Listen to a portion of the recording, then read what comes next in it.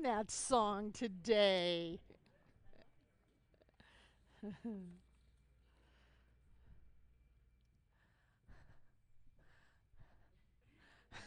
This was me not putting up a title slide for us today, which is fine because I was a little busy. This is the first Sunday of summer. And all week I've been thinking about that. Wow, we're into summer now. And do you know what summertime means at Center for Spiritual Living Asheville? It means prosperity. This is our summer of prosperity. And what I would have put up there is prosperity. This is our summer of prosperity where we come together and we make magic happen. We focus on increasing our income. We used to focus on unexpected income, but I have too many sharp students, and they would say, how can we have it if it's not expected? You told us we're supposed to expect it, so how can we have it? Okay, no more unexpected income, increased income. And we come together with a commitment to focus our thoughts every day during our summer prosperity class on creating money. Oh, Barbara, you just want money. No, I want a lot of things, and money is one of them. But prosperity is not just money. Prosperity comes from consciousness. Money is an effect of consciousness. And we can fine-tune, shift, grow our consciousness and demonstrate prosperity in our lives. And remember, I know that true prosperity includes perfect health, perfect wealth, perfect happiness. Because when we are focusing on the beautiful blessings of life, all of the richness that we have, all of the givingness of the universe, things happen. And so we focus on creating money because it is my intention to teach you how to have more than enough money. It's your decision whether you take it or not. You know, there are people who have used my teachings and become millionaires. And there are people who have heard what I had to say and they run for the hills and say, leave me with my misery. And I go, fine, you take your misery and go because we're busy prospering. We're busy being healthy. We're busy being happy at Center for Spiritual Living Asheville. So it is the summer for prosperity, the summer of prosperity. And we do the coolest thing. We come together every Monday night and we support ourselves and each other with creating money. Again, why money? Because money you can hold in your hand. Money is not airy-fairy, foofy stuff. Money is not world peace. Money is not my heart being changed. Money, I can hold it in my hand and count it, and when I hold it in my hand, I can no longer discount what I did. When I think a thought and something happens that I can point to or that I can hold, my faith goes crazy. When I think a thought or do a treatment and know something for and about someone and their diagnosis changes, their x-rays change, the paperwork changes, and the doctors scratch their head and they go, well, we just don't know what happened. I know what happened. Truth known demonstrates instantly. And this is the power with which we use. We come together on Monday nights and we create money. It is the most fun thing. And there's lots of yelling and stomping of feet and clapping of hands and a lot of celebration and a lot of sharing because it's wonderful to share and celebrate the good things in our life because what we focus upon and dwell upon, we get more of. Think about it. What we focus on and dwell upon, we get more of. If we name it, we're going to claim it. If we know it, we're going to grow it in our lives. And so we focus over the summer in demonstrating money. It's not the only things that we demonstrate. We have wonderful health, wonderful relationships. We've had parents and children who have reconciled. We've also demonstrated more than money. We've demonstrated houses, cars. We got a couple of our members, they've created 2 free cars in these prosperity classes. We demonstrate opportunities, we demonstrate all kinds of joy and camaraderie. Now, there may be some people in the room that have more money than they want. The baskets will be going around soon. You can divest yourself of anything that you no longer want in there. But other than that, we're all still growing in our ability to accept greater levels of joy, greater happiness, greater prosperity in our lives. And so we look at this idea of prosperity, and we know that we can have whatever it is we want, that we can be who we want to be, we can buy what we want to buy, we can go where we want to go, we can do what we want to do. There is nothing in the universe telling us no but us. And so we practice all summer telling ourselves yes, yes, yes, yes.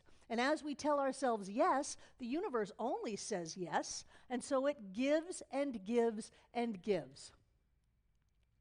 We have had people driving down I-95 with $50 and $100 bills falling from the sky. Everyone on the highway came to a screeching halt. People were running around like mad people, grabbing money as it blew along the pavement and fell from the sky. And in looking up, there's not a helicopter, there's not an overpass. Where did that money come from? Nobody knows. I don't care where it came from. If I was driving down that road, I would have slammed on the brakes and been out there with the best of them, grabbing my good, saying yes. We have had people walking down Montfort Avenue in the evening and just looking at an old paper bag, picking it up. Maybe it's trash, picking it up, cleaning up the streets, opening it up, and finding it filled with cash. Now, my thought is that was a drug bust that was in the middle, and this person just happened to be at the right time, at the right place, and said, "Thank you, God," and went on home. We have had hospitals do audits and send people checks for overpayment from years and years ago. We have had the IRS send money back to people instead of people sending money to the IRS. We have had all of these things because when we join in consciousness, everything is possible. Nothing is impossible. When we join in consciousness and know for ourselves that this day money is showing up in our lives, this day I will demonstrate to the level that I can hold it in my hand, and I will know that my word has power. When we do that, we create. And one of my firm promises to you is that if you stay here long enough, I will teach you to create. I will teach you to create money. I will teach you to create a happy day. I will teach you to create wonderful relationships. I will teach you to create a healthy and strong, vital body that gets younger and younger and younger. I will teach you that because I know that when we focus on something, it shows up. And the only thing that can slow it down or stop it is us, and you can't do that very long around me. I will be in your face. Don't tell me that. That's not what happened. This is what happens, and this is what you can do. And so I want to talk about prosperity because I want to talk about the blessing of this life. This life was not something that showed up so that we can suffer or struggle or work our way through. Life is a blessing. Life is a gift, and all of it has already been given. It's not a half-empty package, life on planet Earth. Everything that we needed to have the best life ever is already ours. And so we know that prosperity is a state of consciousness, that money is an effect of consciousness. How do we look at our consciousness and expand it so that we can accept greater and greater amounts of money, of health, of vitality, of joy, of the Ernest Holmes singers up here singing songs to Mamma Mia, just having great joy and love in our lives? How do we do that? When we look at what our beliefs are, we can get rid of the old ones that we don't like and open up the new ones. If we look at our life and we are going around going, everything is so expensive. I almost stopped a woman in Sam's to lecture her on the words coming out of her mouth. And then I thought, Barbara, she doesn't want your teachings. She doesn't want it. She's very busy going around Sam's going, everything is so high. Everything is so, I'm going, are you nuts? This is almond milk. What if you had to go out and plant the almond tree, grow it, get the almonds, 10 years later, harvest the almonds, grind them up, like Sylvia O'Neill does making fresh almond milk, use your super filtered water and strain it and then drink it. Would you think $2.38 is high? This is cheap. This is the best place to live in the world. Nothing is expensive. The only thing that's expensive is our stinking thinking, our limited thoughts that tell us that life is hard, that we don't have enough, that everything is just stacked against us. No. When we look at the world as blessing after blessing after blessing, then we get blessing after blessing after blessing. So, the first thing to do is to start listening to what you say. If you have a good friend, you can encourage them to help you. Really? Did you want to say that? Really? Is that what you want to create in your life? That everything is so high, everything is hard, oh, those are terrible people out there in TV land? No. You want to say life is a blessing, life is rich, life is good. That's why I have you repeat your treatment for increased income over and over and over and over a day. Every day I send you off to Dick's Sporting Good to get the clicker that counts so you can do it 100 times a day. But Barbara, what else will I do if I'm busy affirming my prosperity, health, and joy? Nothing. Don't screw it up. Do your affirmations. Don't let yourself think about anything else. And if you do think about something else, jump to it. Jump to it and say, is that what I want to see? Is that what I want to experience? Is that what I want to have in my life? Do I want to have that this person is right and that person is wrong? Because once you draw that line in the sand, you've lost. Once you go to war with anything or anyone, you have already lost. Or do I want to focus my awareness on, wow, I heard that story last night in class. Can you imagine somebody? Yes, I can imagine. Somebody got given a house. Somebody got given a car. Somebody got given money from a total stranger. Somebody has this. Somebody has that. They're laughing and joy-filled. That's what I want to think about. And if they can do it, I can do it too, because there is no difference between me and you, between you and me. We are all the same. We are all the same prosperous, abundant, individualized energy of spirit. That is who and what we are. And I don't know about you, but my God is not poor. My God is not broke. My God doesn't have to sweat over money. So I look at my belief systems, I listen to what I say, and I think about what I think about. I think about what I think about.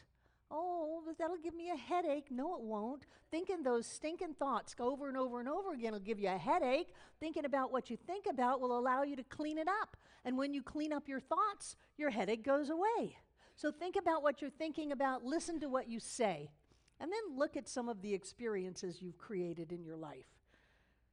What is it in 12-step, a fearless moral inventory? Well, look at that first marriage. Look at the second one. Look at the third one. Maybe on to the fourth. Or look at that business or that job or that experience with a neighbor that you seem to have over and over again no matter where you move. Look at that and look at some of the beliefs that are going on underneath that. If you've had an experience that's happened more than once, it's called a pattern. If you have a pattern in your life, you're the one who put it there. So look at what that's about. Well, I believe that people can hurt me. Well, let's take that one on. If I am an individualized expression of spirit, if I am a point of all that God is, everything is operating in harmony with who I am. That's the only reality that can be. If love is all that there is, nothing can hurt me. No one can hurt me. Nothing's going to come out of the blue and knock me down. And if I go down, I'm going to get right back up.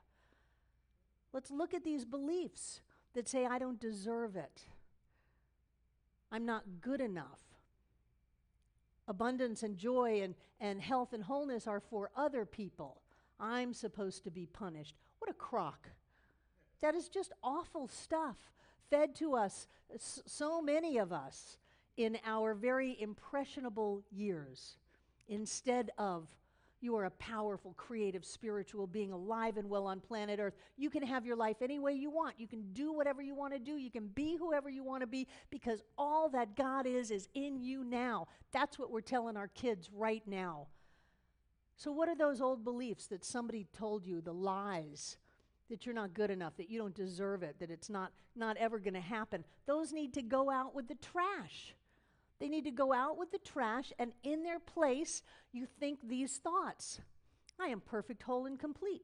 I am the abundance and joy of God itself, manifested on planet Earth as me. I am spirit let loose with my face, my words, my life. The entire universe is for me. I am loved, I am supported, I am uplifted. All that I ever can think of, I have now. And what that starts to do is change the focus of your creation. From here's this wonderful thing, oh, I can't have it. No, no, no, no. The answer is thank you. If anybody gives you anything, the answer is thank you.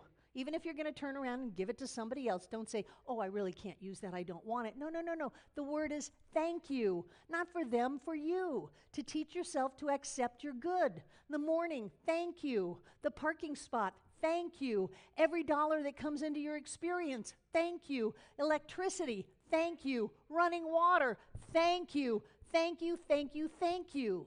You move into an attitude of gratitude, and what you focus upon and dwell upon, you get more of.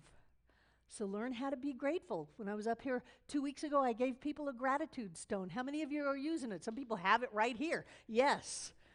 100 days of gratitude taken off on Facebook. 100 days of gratitude. Just say what you're grateful for. Doesn't have to be monumental.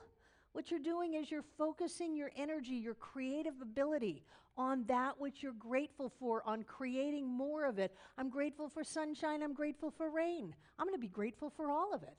I'm grateful for hot weather, I'm grateful for cold. I'm grateful for air conditioning, I'm grateful for not air conditioning, because I'm grateful for all of it. And when I'm grateful for all of it, I have trained myself to see the good in life. And then I get that good. I'm the one who opens the door to my blessings. I'm the one who can allow things in or shut them out. And sometimes I have to practice opening up and letting my good in, just like everybody else. But you know, I'm not afraid to practice, because I've been poor and I've been rich, and rich is better. And if rich takes a little bit of practice, I encourage you to practice opening up the door of your consciousness to accept all that life has for you, which is everything. Life has everything for you. And so as we move through this summer, we open up to greater and greater levels of prosperity, perfect health, perfect wealth, perfect happiness, and we open up to that and we create it, and we can say, look at what I just created. Look at what I just created. I remember 10 years ago when I created my mink. I said to John, I'm creating a mink, don't you dare go out and buy one. I'm creating it. I did my treatment work, I affirmed it, I knew what I looked like in my mink, and sure enough, a FedEx box was delivered here. I had no idea it was coming. It was from a member that had moved to Washington, D.C., and when she got there, she said, oh my gosh, my minks are out of fashion, that it's a clipped mink now that you're supposed to have, so I thought you might enjoy this one. I opened it up, and just like I don't know what, when you mix baking soda and vinegar, you know, and it just expands. I opened it up and out popped this full-length mink. I did that. Now, I've worn it to the point where it's really going on to another experience now, but I created that mink, and I created it without anybody going and trying to micromanage my creation. I created it without being told it was coming. I created it out of thin air. We're creating everything out of thin air. It amazes me that we can live in this abundance and prosperity and and that we can actually create feeling poor. It's amazing to me. People come into my office, I don't have anything, I don't have anything. I just want to do a share and go snap out of it. Did you drive here? Oh, yes. Did you sleep in a home last night? Oh, yes. And we have had people here who didn't, who come here and they're homeless. I love that. I love to see how quickly they can get homed. And you can't be in this environment without getting off the streets. So, did you eat? Yes. Have you had some running water? Well, yes. Stop saying you don't have anything. We're so powerful that we can have it all and convince ourselves we don't have anything. There are people who are really, really rich and they don't have anything because they feel like they don't have anything because they keep looking at what they don't have instead of what they do have. And there are people who, in outer measurements, would be considered below the poverty line, and they're wealthy in their lives. I remember when John used to go to low-income housing developments, he worked for an organization called End World Hunger, and he would put in raised bed gardens as a literal carrot to get the residents out and to get them organized into groups, and then they would talk to each other and work with each other and start taking control of their space back, getting the lights turned back on the parking lot and chasing the gangs out and things like that. Some of these people you would look at and think, wow, how can they be so joyous? They really don't have much. And yet their hearts were filled. They would take their flowers and their greens from their beds and they would go take them over to a neighbor that had less than them. And they were generous and they were kind. So it's all in your head. It's not, I'm going to feel rich when I've got $1 million in the bank. No. You're not going to have $1 million in the bank until you feel rich. So that's your practice. That's your job. What does it feel like to feel rich? How does that work? Go hang out at the car dealerships. If your idea of riches is a car, go sit in a car. If your idea is to go travel abroad, Jenna Douglas, and go study in England, and you created that out of thin air, I'm so proud of you, and this is her first Sunday back. She has been part of our online audience. Yay. Whatever it is, you can have that. The universe always says yes. It's up to you as to what you are asking. Start practicing. We always have lots of demonstrations before class ever starts. People come into class with their demonstrations ready. So start practicing saying yes. Start practicing being grateful. Start practicing looking at your belief system. Check out your value. Do you go to the cheapest thing on the menu? Do you always buy something that is a little bit cost less, even though you might want the other thing? Check out your value. Start spending a little money. Bless it, praise it. It'll multiply and grow and come back to you. Now, I'm not saying put your life on a credit card. I'm not saying that at all. You don't have to go into debt for God. It doesn't work that way. Start practicing. Start watching your thoughts. Start listening to what you say and watch how life shows up. I love that we can create. If we couldn't create, we'd be stuck. Then there'd be some kind of an outside power that would decide for us what we could and could not have, and that's not what's going on at all. We are immersed in the abundance and prosperity of the entire universe, and we can have as much as we can take. So look at your level of acceptance. Look at the part of you that says, oh no, that's enough, I shouldn't take more of it. Oh, I can't take the last cookie. Believe me, I take the last cookie. Oh, one more cookie yet. Great, I got it. Take the last cookie. You know what happens if you don't take the last of the milk? And then you leave that for somebody else. Take it, because there's always more. I live in an abundant universe where there is more than enough for all. If we get a hold of our thinking, chances are we will end up like Charles Fillmore at the ripe old age of 94, when he wrote, I fairly sizzle with zeal and enthusiasm, and spring forth with a mighty faith to do the things that ought be done by me today. This is the life that you can have when you get hold of your thinking, when you let go of all of your limited beliefs and fears and negative thoughts, say yes to life, and accept all the good that is for you today. And so it is.